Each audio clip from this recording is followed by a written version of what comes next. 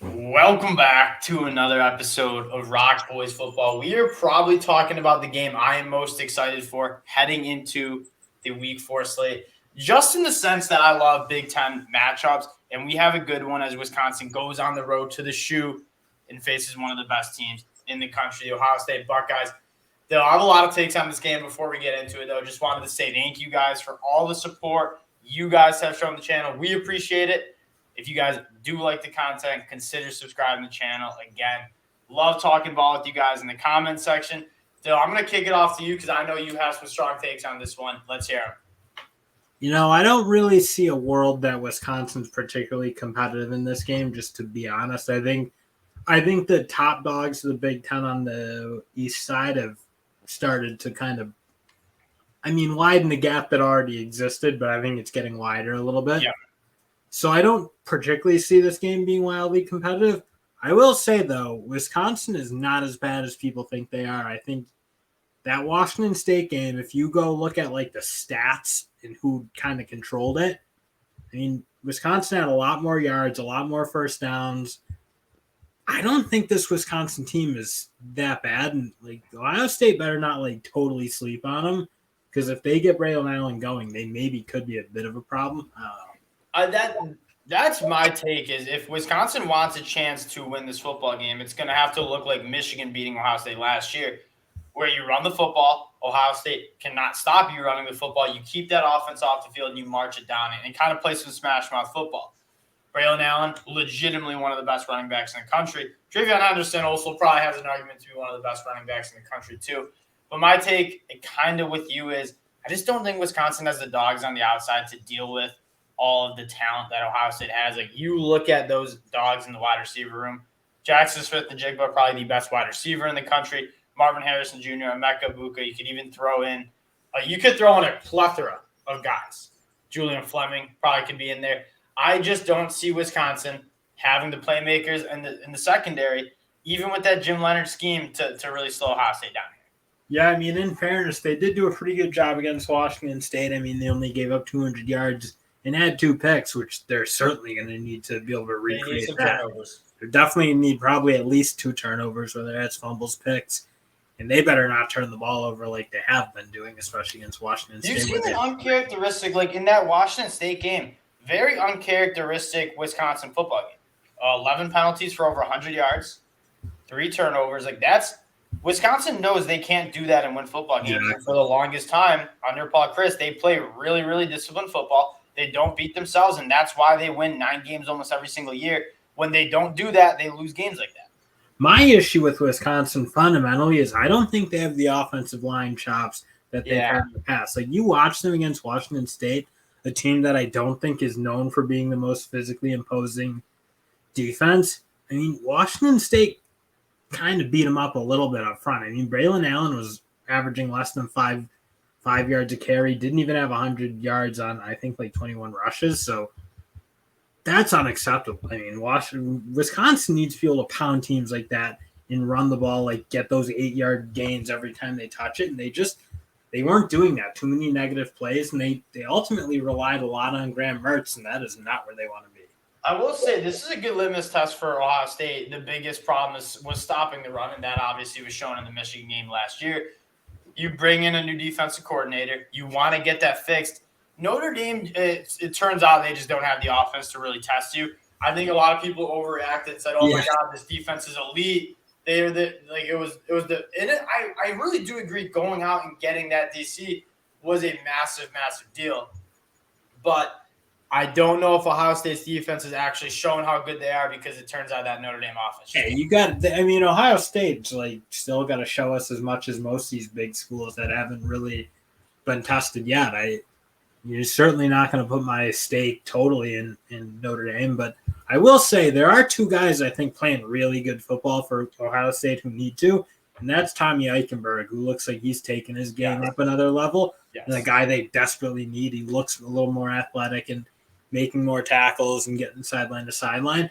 And then that Michael Hall in the middle is making plays. They didn't get anything from their interior defensive line last year, so if they can get him and keep him going and being kind of a star, I think that makes a meaningful difference in this Ohio State defense and their ability, not so much stop Wisconsin, because I think they could have probably done that last year and just outscored them, but to face a Michigan, to face a Georgia potentially in a playoff, they need those two guys and maybe a couple more to step up. They need them to keep playing like they are, and hopefully the rest of the defense follows the line a little. Yeah, and if you're a Buckeye fan, I think you feel pretty comfortable you're going to win this game. I don't think Graham Mertz and that offense, like you said, have the firepower to. Even if Wisconsin can move the ball, I just don't think they'll be able to beat Ohio State in the track race there. You want to more see this Jim Knowles defense. You go out and get them. You want to see it. You want to see them make it happen up front and really stop that run game in Wisconsin. Obviously known for a really physical run game. Can the Jim Knowles defense make that happen? And then on the offensive side of the ball, continue to get guys back healthy and continue CJ Stroud building that chemistry with some of the new receivers like Marvin Harrison Jr. and Emeka Egbuka, who I will say, if there is a silver lining with Jackson Smith-Njigba missing time early, it is CJ Stroud is really starting to click with some of those young wide receivers. Yeah, and that seems like it. I think you're still waiting for this Ohio State team to pop off. I mean, they did score a lot on Toledo, a team you kind of knew they were going to score a lot on. But I think after watching that Notre Dame game, you want to see this Ohio State offense click a little more passing the ball. And I will say it's good to see that they can run it, and obviously they did run it very effectively, especially with Mayan Williams, a guy who I think's made some big strides in his level of play, which might be nice to have with a Travion Henderson, so he doesn't have to carry as much of the load as he did.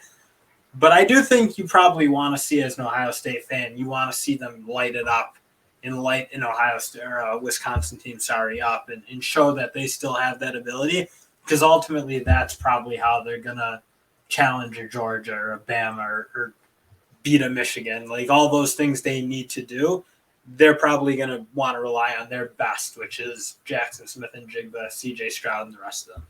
So let's get into the picks here. Ohio State favored by 18 points. Are you laying the points for the Buckeyes? Yeah. I don't think this Wisconsin team is built in the way. I was just wrong. I don't think their offensive line's good enough to be who they are, and Graham Mertz is what he is. I think he's a okay quarterback if you have a really good run game, and I just don't think they have that. I just was wildly disappointed in what they did offensively, especially up front against a Washington State team that I didn't think should have any business. I will say Wazoo's defense, like when I was previewing them in the summer, I think they're a little bit better. Like you don't necessarily associate Washington State with having like a dominant front seven, but I like a lot of those backers. I like a lot of those defensive linemen.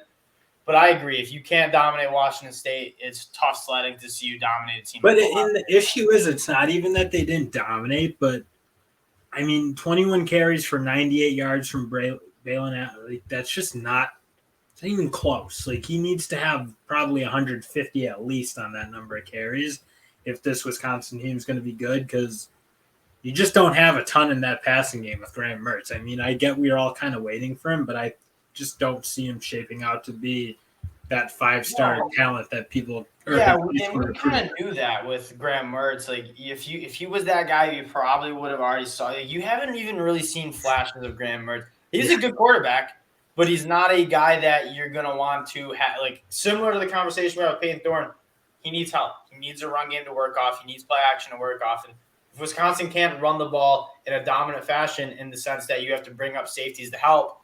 And then you also look at that wide receiver room and you're like, you feel good about many of those guys kind of making it happen. And it's like it's a young group or a younger group, and I think someday maybe they will be very good, but I just don't see them testing a team of the Ohio State ilk. And I just don't see how they're going to score enough, and they're going to get scored on. I think Ohio State, still really – Again, Ohio State, the only pathway for Wisconsin to keep this one close is kind of play it like Notre Dame played it. Muddy up the game, control that time of possession, and hopefully it's close in the fourth quarter. And Nick Herbig's going to need to have an absolute day of his life, because he's the only one on defense or their defensive line who looks like he's a game breaker. Herbig's stud. And I think the Ohio State tackles maybe do look a little better. I think especially on the left with Paris Johnson, who's playing some real good football. I don't think that you're going to be able to expose them with essentially what I think is one guy who can really get after him. And And as good as I think Herbig is, I think they need more ammo to deal with this Ohio State. Yeah, I agree, and I think that's what Give me 18. Give me Ohio State for 18. Not that this is like something I'd probably bet just because I don't love the idea of doing these 18 points. Backdoor. Or if like Ohio State just has one pick six in the red zone or something great, like you lose on that. So I don't love it, but I mean, if you're going to ask me, I don't have any confidence in Wisconsin covering it. Yeah, I'm kind of with you. I definitely lean Ohio State to cover the points. That'll do it from the boys again. We appreciate you guys. If you do like Big Time football, again, consider subscribing. We love talking Big Time ball. We love talking ball with you guys in the comment section. And then we appreciate you guys checking us out. We'll talk to y'all later. Peace.